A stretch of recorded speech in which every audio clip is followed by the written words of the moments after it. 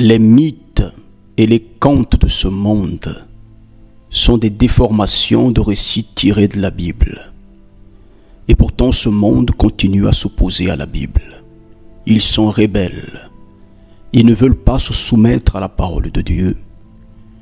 Aussi le déclin du monde est inexorable. Nous sommes en 2023 et pourtant certains les emmènent encore aujourd'hui à croire que l'homme descend du singe. Comment peuvent-ils comprendre la parole de Dieu et le monde spirituel? C'est trop leur demander, chers auditeurs. Nous sommes tranquilles. Pendant que le monde scientifique s'agite, la science elle-même commence à s'incliner devant la Bible. Après avoir longtemps brandi la théorie stupide de Darwin, les scientifiques aujourd'hui sont obligés de reconnaître le réglage fin de l'univers et le passage de l'inerte au vivant, qui sont tout simplement impossibles à expliquer par le biais du hasard. Il y a une cause immatérielle et intemporelle à l'apparition de l'univers. La Bible est le livre des livres. Plusieurs ont tout simplement voulu la faire disparaître, mais ces insensés sont morts et la parole de Dieu demeure. Aussi donc le souvenir de ces hommes mortels avec leur philosophie se sont évanouis dans les brumes du temps. Mais la Bible demeure, comme l'avait prédit le Seigneur. Le ciel et la terre passeront, mais mes paroles ne passeront point. Ne vous attaquez pas à la Bible, vous allez perdre. Des figures éminentes de l'histoire ont perdu, des personnages plus grands, plus puissants et plus intelligents que vous ont échoué. Ce n'est pas vous, avec votre petit cerveau, qui allez réussir à contredire le livre de Dieu, avec toutes ces prophéties qui doivent s'accomplir, indépendamment des gesticulations des humains qui sont de simples mortels. La Bible transcende tout, elle surpasse tout. Et l'enlèvement des chrétiens, avant le début de l'Apocalypse, fait partie de ces prophéties bibliques qui doivent bientôt s'accomplir. Pourtant, certains, dans leur folie, ont manqué une occasion de se taire et poussent leur blasphème jusqu'à dire que l'enlèvement de l'Église n'est qu'un mythe. Cela nous conforte, prouvant ainsi que nous sommes bel et bien à la fin des temps. La folie humaine n'a plus de limites et l'incrédulité même chez ceux qui se disent croyants explose comme jamais. Cela nous fait rappeler une conversation du Seigneur avec ses disciples. Les disciples s'approchèrent et lui dirent : « Pourquoi leur parles-tu en parabole ?» Jésus leur répondit : « Parce qu'il vous a été donné de connaître les mystères du royaume des cieux, et que cela ne leur a pas été donné. » La Bible est donc un livre fermé pour ceux qui sont destinés à la condamnation éternelle et au feu de la géhenne. Bien-aimés, ne perdez pas votre temps à vouloir convaincre les gens. Ils lisent la Bible comme un livre ordinaire et profane pour leur propre perte. Ils ne peuvent donc pas comprendre les prophéties dès la fin des temps. Encore moins ne peuvent-ils comprendre la prophétie la plus renversante des derniers jours, à savoir la disparition physique des véritables chrétiens, l'Église spirituelle. Les véritables chrétiens ne font partie ni d'une religion ni d'une secte. Ce sont ces millions d'anonymes qui se soumettent à la Bible, ayant enlacé le message de l'Évangile et qui ont, d'après la promesse, une destinée céleste.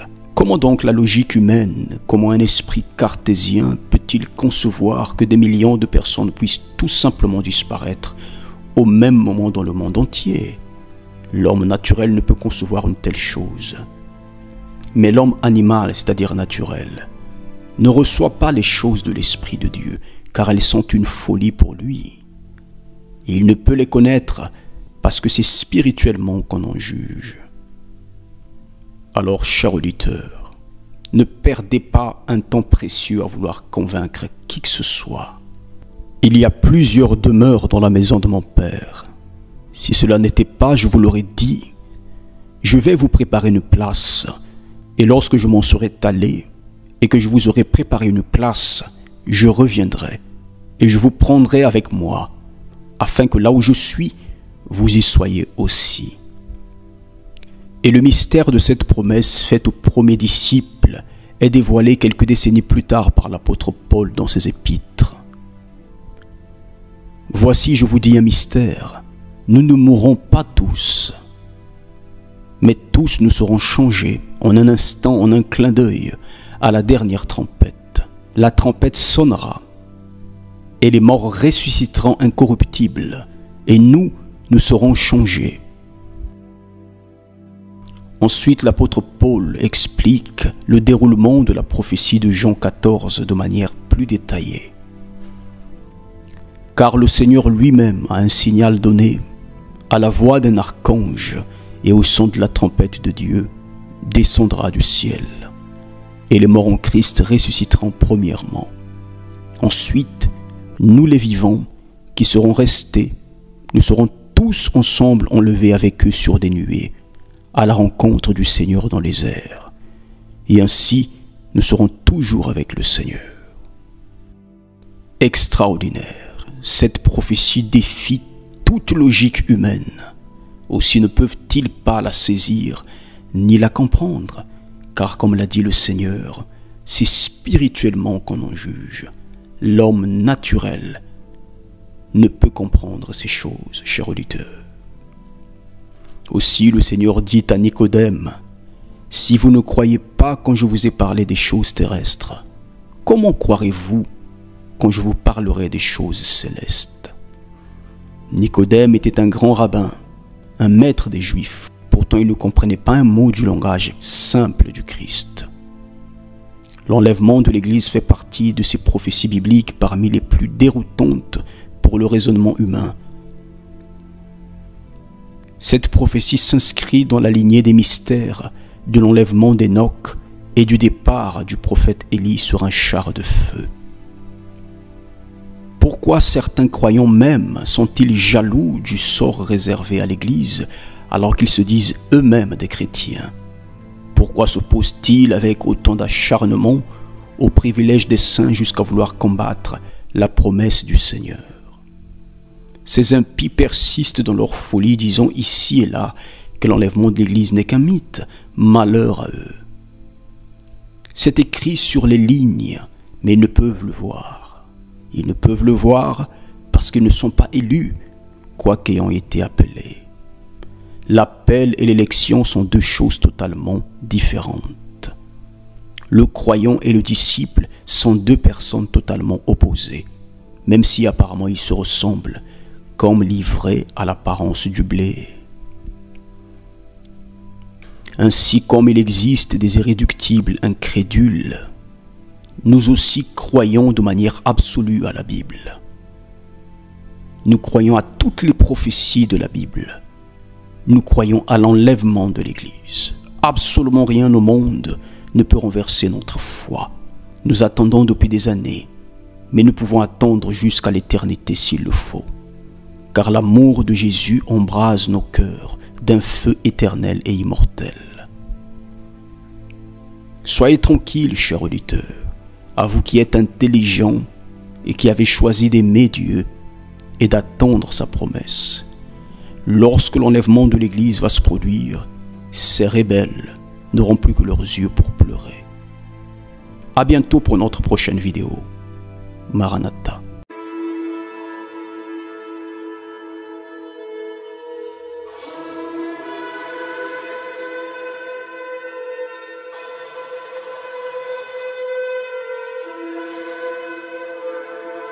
We must be ready.